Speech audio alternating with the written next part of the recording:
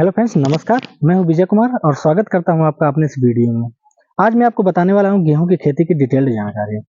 किसान भाइयों, मैं आज आपको ये बताऊंगा कि आप अपने खेत में जो खाद का प्रबंधन है वो कैसे करें और अपने खेत में पानी की देखरेख कैसे करें, पानी कैसे लगाएं और अपने खेत में जो बीज है उसको कैसे डालें, कैसे बुआई करें और कीटों का प्रबंधन और रोगों का प्रबंधन कैसे करें। पूरा लेंगे, एक एक स्टेप उठाएंगे। सबसे पहले मैं बात करूंगा उर्वरकों के बारे में। किसान भाइयों, जो उर्वरक होते हैं वो हमारी फसल के आधार होते हैं, क्योंकि उर्वरक हम गेहूं की फसल में जब तक नहीं डालेंगे गेहूं की फसल हमका उत्पादन हम नहीं ले सकते, क्योंकि गेहूं की फसल जो होती है वो बहुत ही एनर्जी कंज्यूम करने वाली, ताकत कंज्यूम करने वाली फसल होती है। इसलिए हमको उसमें ताकत देना ही पड़ेगा मिट्टी में। हमारी मिट्टी में इतना पावर नहीं होता है कि गेहूं का उत्पादन बिना उर्वरक के कर दें। तो किसान भाइयों, सबसे पहले ये कहूंगा कि अगर आप अपनी फसल में कम उर्वरकों का, कम खर्चे में, कम उर्वरक में उत्पादन लेना चाहते हैं तो सबसे पहले गोबर की खाद का हर साल बारिश के सीजन में, जब हमारा बारिश बरसात का मौसम होता है उस समय इस्तेमाल करें। उसके बाद जब आप बरसात में अपना गोबर की खाद डाल देते हैं तो वो सड़ने के बाद पूर्ण पूर्ण रूप से जब खाद बनती है तो ये सर्दियों में हमको जो है अच्छा उत्पादन देती है, क्योंकि 4 महीने बाद ये वो काम करती है अच्छे से। तो सबसे पहले आपको गोबर की खाद का इस्तेमाल हर खेत में करना ही करना है, ठीक है? दूसरा मैं ये बताऊँगा कि हमारे खेत में देखिए 4 मुख्य उर्वरक होते हैं जिनका इस्तेमाल हमको अपने खेत में करना है। इसके अलावा हमको किसी भी उर्वरक का इस्तेमाल नहीं करना अपने खेत में, वो सिर्फ़ खर्चा बढ़ाता है और कुछ फ़ायदा नहीं देता है आपको, ठीक है? तो सबसे पहले मैं बात करूँगा फास्फोरस की।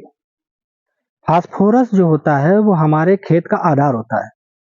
फास्फोरस जो कि डीएपी में पाया जाता है या सिंगल सुपर फास्फेट में पाया जाता है। दोनों में से किसी भी खाद का आप इस्तेमाल कर सकते हैं अपने बजट के हिसाब से। और जो फास्फोरस होती है, तो फास्फोरस को आपको क्या करना है कि आपको बिजाई के समय उपयोग करना है। किसान भाइयों, आप 1 बोरी यानी 50 किलो की जो बोरी होती है उसको आप 2.5 बीघे में यानी 1 एकड़ में आप उसका इस्तेमाल कर सकते हैं, आराम से पूरा काम करेगी। इससे ज़्यादा आपको नहीं यूज़ करना है, ज़्यादा डालेंगे तो कोई फ़ायदा नहीं उससे और वो बेकार हो जाती है, क्योंकि हर जो फास्फोरस का हर दाना वो ऐसा होता है कि आपको बस कुछ दिन ही ताकत देता है फसल को, उसके बाद वो फिक्स हो जाता है। आप ये मत सोचिए कि अगली फसल में वो काम करेगा, वो फिक्स फॉर्म में पड़ा रहता है आपके और आपकी मिट्टी को पथरीली ही बनाता है। इसलिए लिमिटेड उर्वरक का इस्तेमाल करें, जो डीएपी होती है या सुपर होती है, क्योंकि ये दोनों खादें ऐसी होती हैं जो घुलती नहीं है और आपको घुल भी जाएँगी तो इसमें पत्थर होता है, जो आपकी ज़मीन में पत्थर बढ़ते-बढ़ते कुछ दिनों में पथरीली ज़मीन करने लगता है और कोई काम करेगा नहीं, क्योंकि फिक्स फॉर्म में हो जाता है कुछ दिनों बाद, ठीक है? दूसरा जो उर्वरक होता है, वो होता है जिंक। तीसरा उर्वरक होता है नाइट्रोजन यानी कि यूरिया, और जो चौथा उर्वरक होता है वो होता है पोटास। तो ये चारों उर्वरक के बारे में डिटेल बात करूँगा और यही चारों उर्वरक का इस्तेमाल करके आप अपनी फसल को पैदा कर सकते हैं, जो आपकी गेहूँ की फसल है। इससे 5वें में नहीं जाना है आपको। देखिए किसान भाइयों, हमारे फसल में सबसे पहले हमको क्या चाहिए कि हमारा तना अच्छा हो, हमारा पौधा स्वस्थ हो, तना मजबूत हो, हमारे फसल में अच्छी किल्ले आएँ। यही तो हर किसान चाहता है ना। तो उसके लिए हमें क्या करना होगा, जो हमारी फसल है गेहूँ की, उसमें हमें फ़ॉस्फोरस का इस्तेमाल करना है। जो मैंने बताया 1 बोरी आप यूज़ कर सकते हैं, तो उस 1 बोरी को आप अपने खेत में बिजाई के समय, जब बीज का बुआई करते हैं उसी समय डाल दीजिए। आपको उसके बाद कभी भी फास्फोरस का इस्तेमाल दोबारा करना नहीं है अपने खेत में।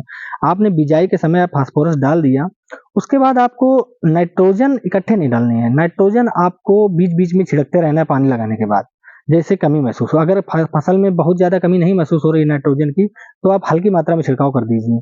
अगर थोड़ी ज़्यादा कमी महसूस हो रही है, पीलापन समझ में आ रहा है खेत में, तो थोड़ी ज़्यादा नाइट्रोजन इस्तेमाल कर दीजिए। ये आपको अपने सेंस से यूज़ करना है। अब इसका मात्रा कोई फिक्स नहीं बता सकता, क्योंकि नाइट्रोजन कोई फिक्स नहीं होती है। आप फालतू में डालेंगे, आपकी फसल ज़्यादा लंबी हो जाएगी और आपके गिरने की फसल के चांस बढ़ जाएँगे और आपको नुकसान हो जाएगा।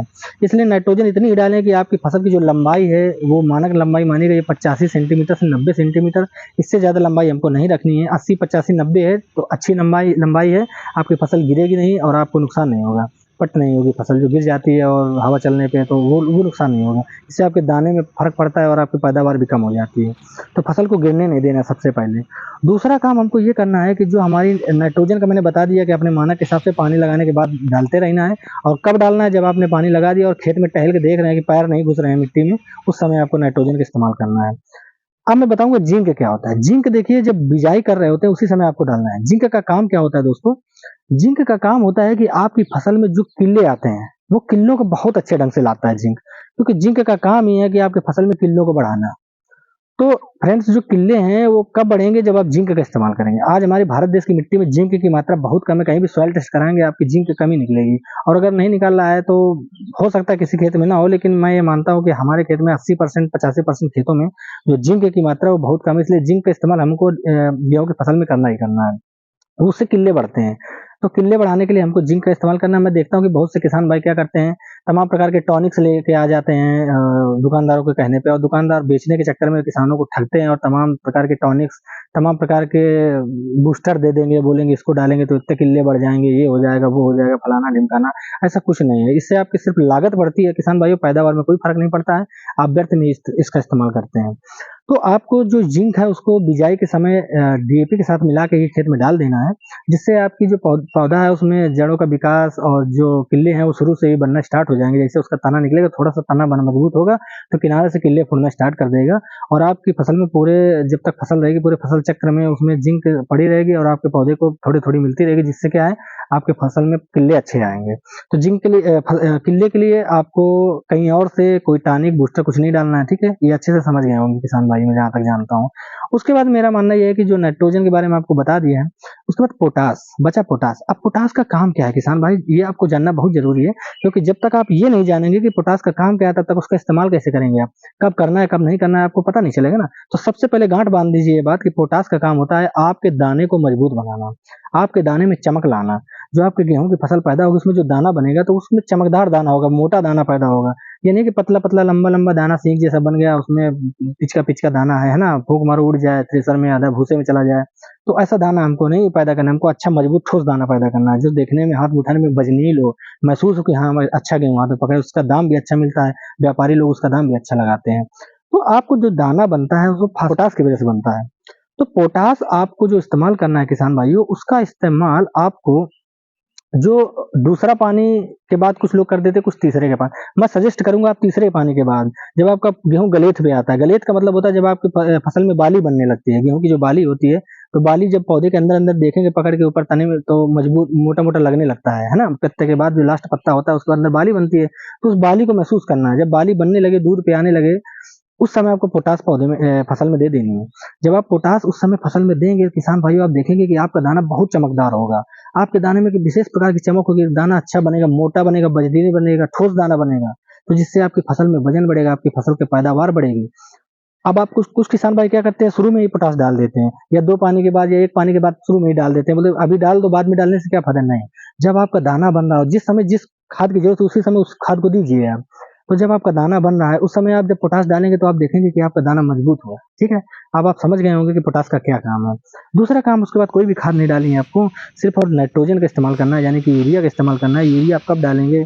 आपको यूरिया इस्तेमाल करनी है 21 दिन के बाद, जब क्या कहते हैं, सीआरआई स्टेज होती है। सीआरआई स्टेज में आपको खाद डालना बहुत ज़रूरी है, नाइट्रोजन। अब कुछ किसान भाई जानते होंगे सीआरआई क्या होता है, कुछ किसान भाई नहीं जानते होंगे। सीआरआई का मतलब होता है क्राउन रूट इनिशिएशन स्टेज।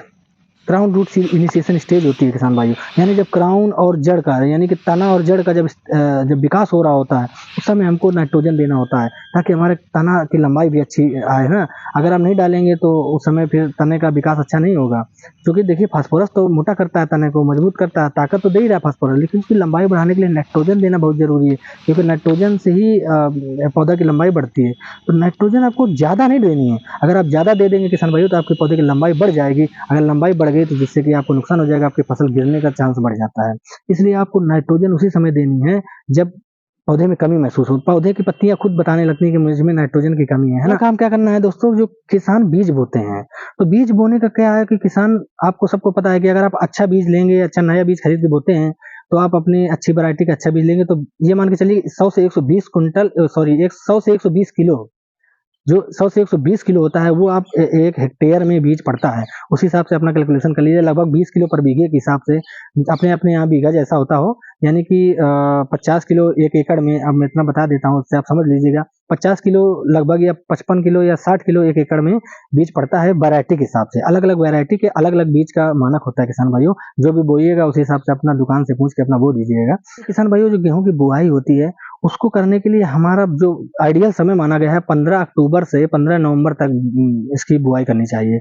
जो बुआई करने का सही समय है यही माना गया है, वैज्ञानिकों का मानना है कि 15 अक्टूबर से 15 नवंबर तक अगर आप बुआई करते हैं तो आपकी फसल अच्छी पैदा होगी और आपकी फसल में पानी की भी मात्रा कम लगेगी। लेकिन अगर आप पानी दे सकते हैं, ज़्यादा पानी दे सकते हैं, पानी देने का आपके पास व्यवस्था है, तो आप 15 नवंबर के बाद भी आप बुआई कर सकते हैं। 30 नवंबर तक गेहूँ बोते हैं लोग, वैरायटी के हिसाब से भी बुआई होती है, कभी बीज ज़्यादा डालना पड़ता है, बीज भी थोड़ा बढ़ा देना पड़ता है। अगर 15 नवंबर के बाद बुआई कर रहे हैं, तो आप बीज की मात्रा थोड़ी बढ़ा लीजिए, है ना? बीज की मात्रा बढ़ा के बोना पड़ेगा।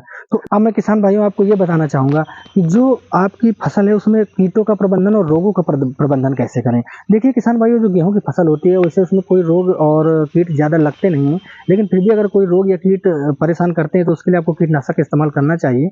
लेकिन मैं कीटनाशक का इस्तेमाल करने के लिए मना करूँगा कि गेहूँ की फसल में किसी भी प्रकार की इंसेक्टिसाइड या हर्बिसाइड का इस्तेमाल ना करें आप, क्योंकि जो गेहूँ की फसल होती है इसको हम डेली कंज़्यूम करते हैं, डेली खाना होता है हमको और वो हमारे बॉडी में, हमारे शरीर में गलत इफ़ेक्ट डालती है। अगर किसी भी प्रकार की आप जो है कीटनाशक का इस्तेमाल करते हैं अपने गेहूँ की फसल में। तो किसान भाइयों, सबसे अच्छा उपाय यही है कि आप जो रोग प्रतिरोधक क्षमता वाले जो बीज हैं, जो वैरायटी है उनका चयन करें।